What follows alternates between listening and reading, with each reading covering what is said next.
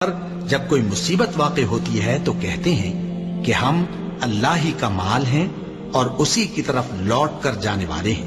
اور اے پیغمبر، جب تم سے میرے بندے میرے بارے میں دریافت کریں تو انہیں معلوم ہو کہ میں تو تمہارے پاس ہی ہوں۔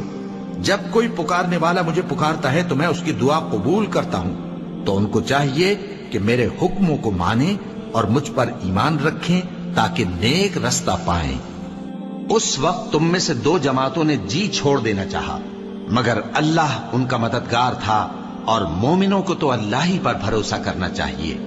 اور اس مدد کو تو اللہ نے تمہارے لیے ذریعہ بشارت بنایا، یعنی اس لیے کہ تمہارے دلوں کو اس سے اطمینان حاصل ہو، ورنہ مدد تو اللہ ہی کی طرف سے ہوتی ہے جو غالب ہے، حکمت والا ہے۔ اور بددل نہ ہونا اور نہ غم کرنا، اگر تم سچے مومن ہو تو تم ہی غالب رہو گے۔